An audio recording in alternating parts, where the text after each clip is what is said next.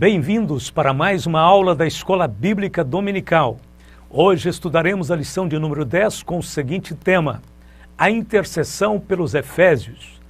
Texto áureo. Por causa disso, me ponho de joelhos perante o Pai de nosso Senhor Jesus Cristo, do qual toda a família nos céus e na terra toma o nome. Aos Efésios 3:5. Verdade prática. Devemos interceder pelos eleitos de Cristo para que eles sejam fortalecidos de poder, vivam em comunhão e exercitem o amor de Deus. Leitura bíblica em classe aos Efésios capítulo 3, versos de 14 ao 21. Neste ponto, Paulo menciona a segunda oração na Epístola aos Efésios. Na primeira oração, ele intercede para que Deus conceda o espírito de sabedoria e revelação aos crentes, aos Efésios 1,16. Nesta segunda oração, Paulo se dirige a Deus Pai, a fim de interceder pelos irmãos, para que todos possam compreender perfeitamente o amor de Cristo, que excede todo o entendimento, e possam ser cheios de toda a plenitude de Deus. Paulo ensina que a compreensão espiritual da obra de Cristo depende da ação soberana de Deus na mente do cristão. Somente Deus pode fazer tudo muito mais abundantemente, além daquilo que pedimos ou pensamos, segundo o poder que há em quem nós opera. A esse glória na igreja por Jesus Cristo, em todas as gerações, para todos sempre. Aos Efésios 3, 20 e 21. Corroborados com o poder do Espírito. Por causa disso me ponho de joelhos perante o Pai de nosso Senhor Jesus Cristo, do qual toda a família nos céus e na terra toma o nome, para que, segundo as riquezas da sua glória, vos conceda que sejais corroborados com poder pelo seu Espírito no homem interior.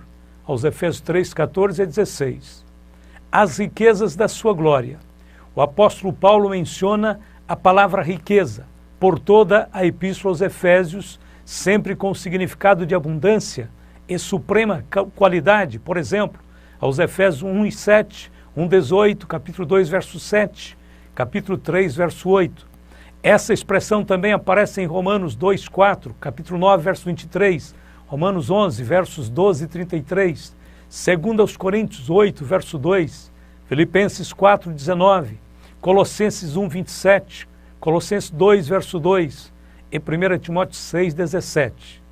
A expressão paulina mostra que não há limite e nem medida para o suprimento das bênçãos espirituais que Deus pode conferir aos eleitos, isto é, as bênçãos de poder espiritual, sabedoria, conhecimento e amor.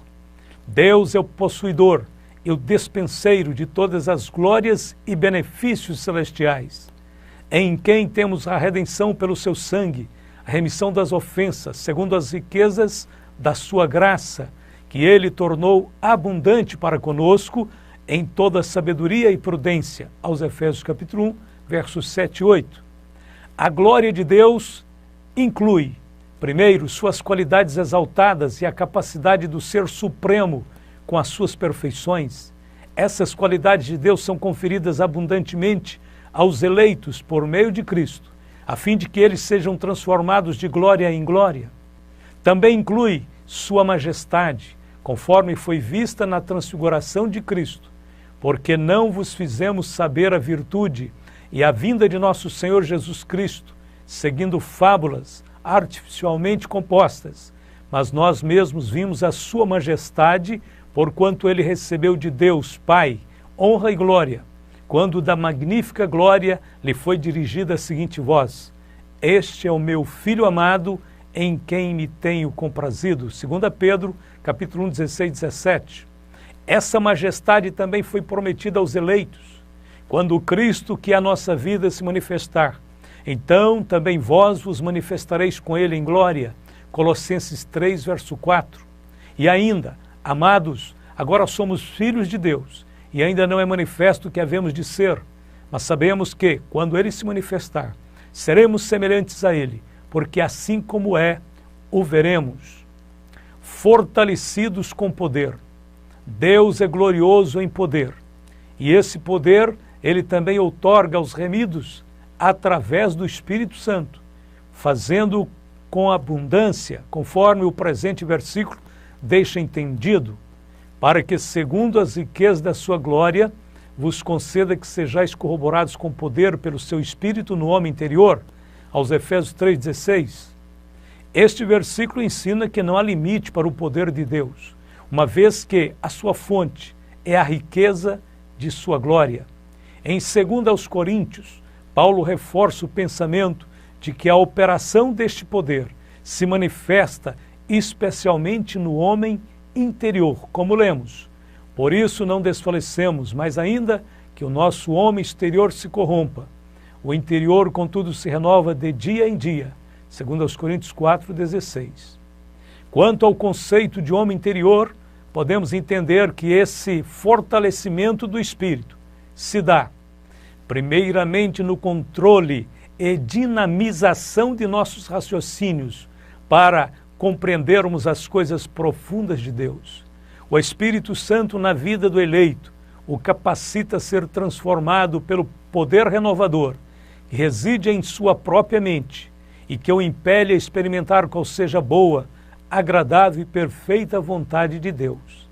Segundo, o homem interior inclui a natureza moral do homem. Os capítulos de 4 a 6 da presente epístola enfatizam essa transformação moral de acordo com o ideal cristão. Necessitamos da influência de um grande poder para sermos purificados e transformados conforme a imagem de Cristo, conforme escreve Paulo, porque os que dantes conheceu também os predestinou para serem conformes à imagem de seu Filho, a fim de que ele seja o primogênito entre muitos irmãos. Romanos 8, 29. Somente o poder de Deus pode nos tornar participantes da natureza moral de Deus e de suas virtudes morais. Esse poder essencial já se encontra à disposição dos salvos, podendo ser livremente desfrutado por todos os eleitos de Deus em Cristo Jesus.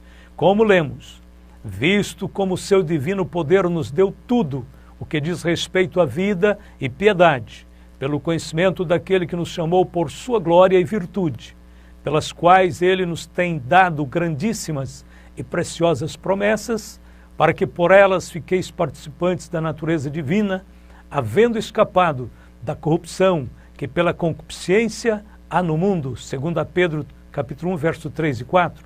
Terceiro, o homem interior também representa a nossa natureza emocional, que é constituída de nossos afetos, desejos, escolhas, raciocínios, sentimentos e amor. A natureza emocional precisa ser guiada por Deus e direcionada a Ele para a realização de sua vontade e glória. O primeiro grande mandamento ordena-nos a amar a Deus e o segundo ordena-nos a amar ao próximo como a nós mesmos. Somente o Espírito Santo, no homem interior, pode produzir tal resultado. Essa habilidade transcende ao que é meramente humano, pelo que também todo verdadeiro amor que há no mundo é causado pela influência do Espírito de Deus, quer no crente, quer no incrédulo, pois o Espírito de Deus atua no mundo inteiro e não apenas nos crentes.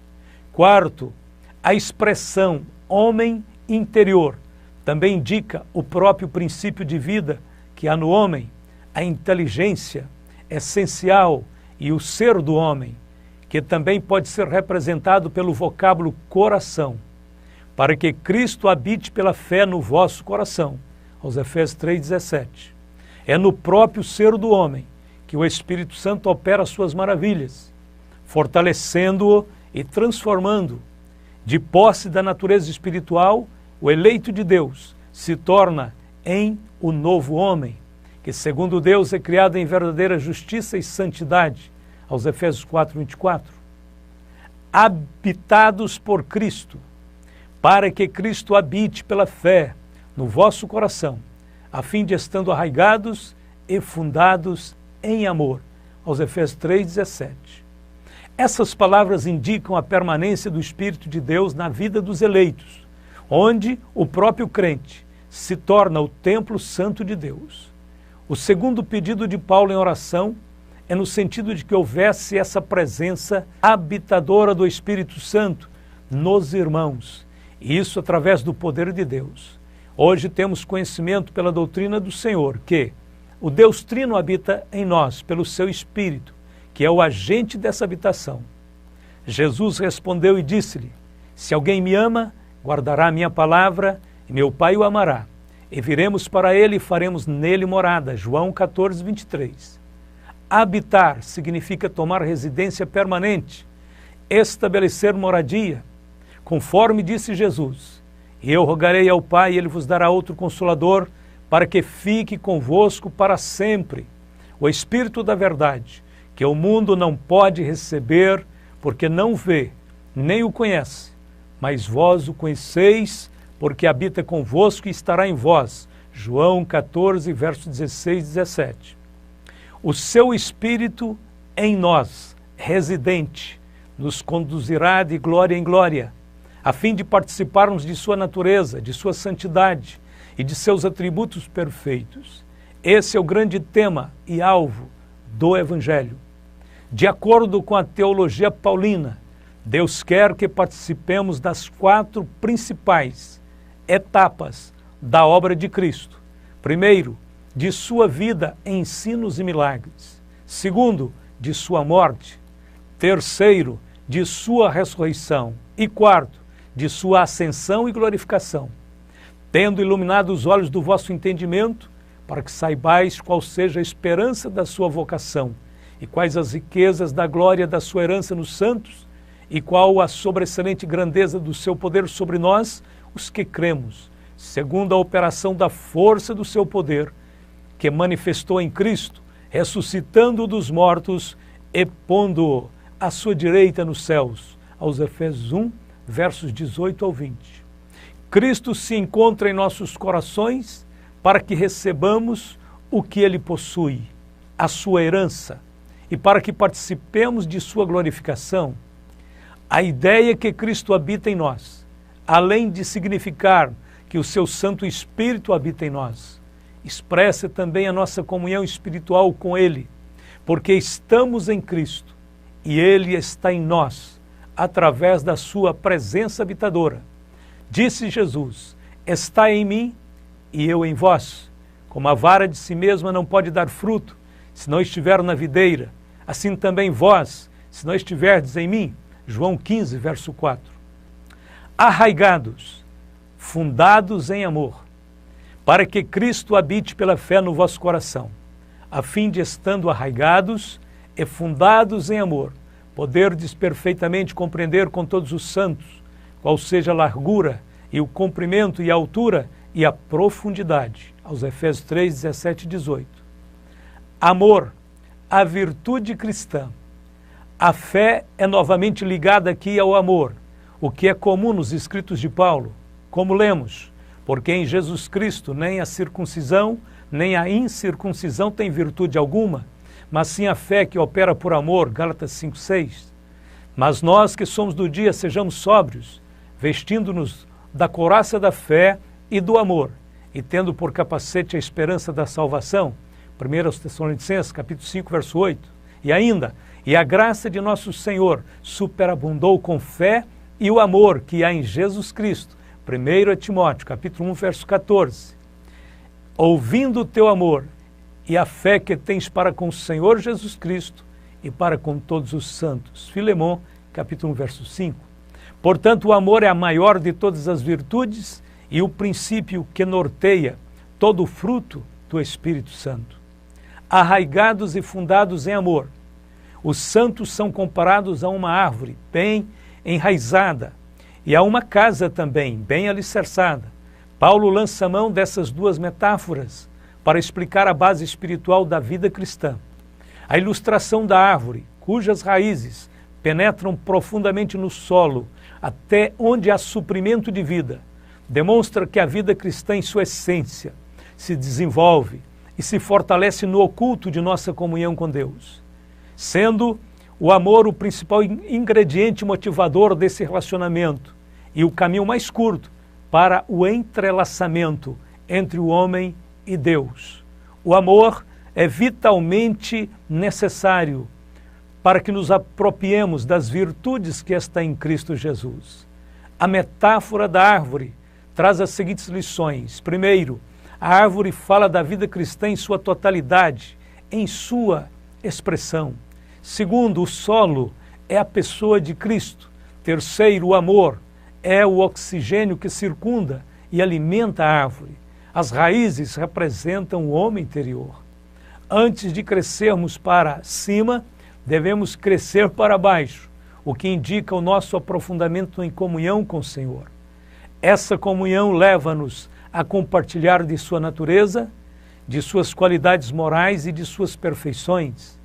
A partir dessa base, desenvolvemos o caráter de Cristo em nós e passamos a expressar o fruto do Espírito em toda a nossa maneira de viver. Devemos crescer em Cristo até chegar a varão perfeito, à medida da estatura completa de Cristo, aos Efésios 4:13. A intensidade do amor de Cristo, para que Cristo habite pela fé no vosso coração, a fim de, estando arraigados e fundados em amor, poderdes perfeitamente compreender com todos os santos qual seja a largura e o comprimento e a altura e a profundidade, aos Efésios 3, 17 e 18. Paulo intercede no sentido de que os crentes conheçam a intensidade do amor de Cristo, as expressões, a fim de poderdes perfeitamente compreender, sugerem a dificuldade de conhecer as coisas profundas de Deus por nossas faculdades meramente humanas. A palavra grega katalambano, traduzida por compreender, também pode significar ganhar ou atingir o devido conhecimento empírico, não racional, que se alcança mediante as faculdades espirituais do homem interior. Um crente comum pode tornar-se possuidor de elevado conhecimento sobre as realidades divinas, mediante a sua experiência de comunhão com Deus. Embora ele mesmo não consiga formular o seu conhecimento através de uma teologia sistemática. Mesmo assim, Deus pode aguçar o intelecto do indivíduo quando o seu espírito entra em contato com ele. Porém, sabemos que grande parte do conhecimento espiritual ocorre no nível intuitivo e em áreas que a mente jamais poderia trafegar. O conhecimento de Deus ultrapassa todos os limites intelectuais e penetra na divisão e na dimensão do nosso espírito. Romanos 8,14. Porque todos que são guiados pelo Espírito de Deus, esses são os filhos de Deus. Romanos 8,16. O mesmo Espírito testifica em nós, com o nosso Espírito, que somos filhos de Deus. Paulo sabia que o esforço humano não pode atingir essa meta. Por isso ele acrescenta na oração que os crentes devam ser corroborados com poder pelo seu Espírito no homem interior. Falando sobre o conhecimento do grande amor de Deus, Paulo emprega os 4 substantivos que são usados para descrever a medida completa de um objeto. Ele fala da largura, do comprimento, altura e profundidade do amor de Deus. Primeiramente, a largura diz respeito ao amor de Deus estendido a todos os povos. Porque Deus amou o mundo de tal maneira, João 3,16. O comprimento diz respeito ao amor de Deus em sua dimensão eterna. Há muito que o Senhor me apareceu dizendo, com amor eterno te amei, também com amável benignidade te atraí. Jeremias 31, verso 3. A altura diz respeito à sublimidade do amor de Deus, sem limites e sem cansaço. Ora, antes da festa da Páscoa, sabendo Jesus que já era chegada a sua hora de passar deste mundo para o Pai, como havia amado os seus que estavam no mundo, amou-os até ao fim. João 13, verso 1. A profundidade diz respeito ao amor insondável de Deus, que alcança o pior dos pecadores nas profundezas de seus pecados. Mas Deus prova o seu amor para conosco em que Cristo morreu por nós, sendo nós ainda pecadores. Romanos 5, verso 8. Depois de falar sobre as medidas do amor de Deus, Paulo lembra que o amor de Deus excede todo o entendimento. O amor de Deus é o mais alto grau concebível de bondade, pureza imaculada. É um mar incompreensivelmente vasto, profundo e sem praias. Não basta imaginar o amor de Deus, é necessário crer nele. É necessário permitir que ele penetre em nossa mente e em nossas emoções e em nosso espírito. Necessitamos da ação do Espírito Santo para alcançarmos a perfeita compreensão deste amor. A bênção de Deus excede o pensamento humano. E conhecer o amor de Cristo, que excede todo o entendimento, para que sejais cheios de toda a plenitude de Deus, aos Efésios 3,19. A expressão mais abundantemente ou infinitamente mais, como forma está em Almeida Atualizada. No original grego é uma rara forma composta, a saber, hiper ek perissou, formada com duas preposições intensificadoras, cujo significado é algo inteiramente fora de medida. A forma verbal não intensificada significa mais do que suficiente, em excesso, em superabundância, mas com as duas preposições intensificadoras, a ideia chega ao infinito, como algo impossível de ser aquilatado. Não há como o pensamento e a imaginação do homem aproximar-se daquilo que Deus pode fazer por nós e em nós. Certamente isso é motivo para os louvores que aqui são dados, o que confere um encerramento solene à primeira porção desta epístola.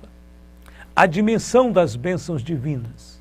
Ora, aquele que é poderoso para fazer tudo muito mais abundantemente, além daquilo que pedimos ou pensamos, segundo o poder que em nós opera, aos Efésios 3:20. Paulo irrompe em doxologia por causa da imensidade daquilo que acabara de dizer. Ele exalta a pessoa de Deus por meio de Cristo, por causa daquilo que está sendo realizado na igreja. Sua súbita explosão de louvor mostra-nos que o próprio Paulo estava impressionado com a vastidão daquilo que acabara de ser declarado. Segundo a própria estimativa de Paulo, o Evangelho ultrapassa em muito o perdão de pecados, atingindo as esferas mais altas da glória eterna, de tal maneira que pode deixar a mente totalmente atônita. Trata-se de uma obra de Deus, onde o próprio poder onipotente e a perfeita sabedoria divina estão em operação, porquanto tal realização encontra-se inteiramente fora do alcance do ser humano. Paulo se mostra confiante no poder de Deus, que é suficiente para realizar e cumprir tão grandes coisas que ultrapassem tudo quanto possamos pedir ou imaginar. A grandeza do amor de Deus e a magnitude de seu poder indica o quão pouco ainda sabemos a respeito de Deus. A mente humana é incapaz de pensar ou imaginar todas as dimensões das bênçãos divinas, conforme declarou o Senhor através do profeta, porque assim como os céus são mais altos do que a terra, assim são os meus caminhos mais altos do que os vossos caminhos, e os meus pensamentos mais altos do que os vossos pensamentos. Isaías 55, verso 9. O convite para adoração. Deus Pai é o objeto desta doxologia, porquanto Ele é a origem de toda a vida e de todo o bem-estar, tanto agora como na eternidade. A Ele seja a glória. No original grego, glória é doxa, que significa louvor, palavras de exaltação. A revelação do mistério da vontade de Deus tornou a igreja num lugar de louvor. O brado de Paulo é uma autêntica demonstração de triunfo e louvor. Seu grito de exultação irrompe de um coração agradecido e extasiado pela revelação profunda e inesgotável do Senhor. O louvor de Paulo eleva-se tão alto quanto a sua intercessão. Paulo subiu no alto do monte da adoração, mas mesmo assim viu que a plenitude dos dons de Deus estava ainda mais elevados do que os céus. As dádivas de Deus ultrapassam incomensuravelmente as nossas petições. A glória devida a Deus. A Ele seja glória na Igreja e em Cristo Jesus, por todas as gerações, para todos sempre. Amém. Aos Efésios 3:21. Paulo encerra este capítulo com o convite de adoração a Deus, cuja glória é devida na igreja, por Jesus Cristo, em todas as gerações. Deus estabeleceu a igreja como o lugar preferido para exibir o seu poder e a sua graça. A igreja é o lugar predileto de Deus, onde Ele ensina os principados e as potestades nos lugares celestiais, a respeito de sua multiforme sabedoria. A glória de Deus, tanto agora como por todas as eras, será manifesta por meio da igreja, a qual é a plenitude de Cristo. A igreja é o principal instrumento divino na execução de suas obras eternas. Isso porque os remidos compartilham da plenitude de Deus, tendo se tornado em seu lugar de louvor e de glória. Nenhuma dessas descrições bíblicas pode ser aplicada a outro grupo de seres. Toda a eternidade consistirá dessa elevação, porquanto não poderá haver fim ou limite para o progresso dos crentes, dentro da plenitude de Deus que é exposta neste texto. As operações do Senhor Deus em nós são efetuadas de acordo com a medida dessa infinitude, uma infinitude que ultrapassa todos os nossos pensamentos e orações. Novamente, a expressão em Cristo Jesus indicam que a união vital e eterna entre Cristo e os seus remidos garantem todos os privilégios já descritos até aqui.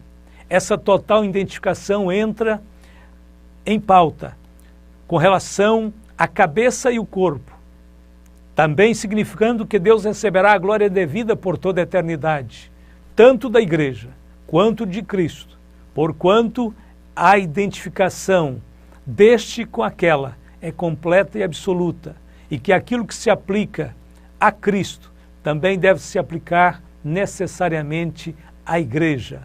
Este estado de glória seguirá por todas as gerações e para todo sempre. Esta palavra, que pode também ser traduzida por todas as gerações da era das eras, ou seja, a eternidade, é vista como um ciclo interminável de eras. As expressões usadas para indicar a eternidade são simples termos familiares antigos, transferidos em forma acumulativa para dar a ideia de eternidade, a qual conhecemos muito imperfeitamente. O que fica claro é que os protagonistas dos maiores desígnios e realizações de Deus na eternidade serão Cristo e a Igreja. Vamos para a conclusão de nossa lição.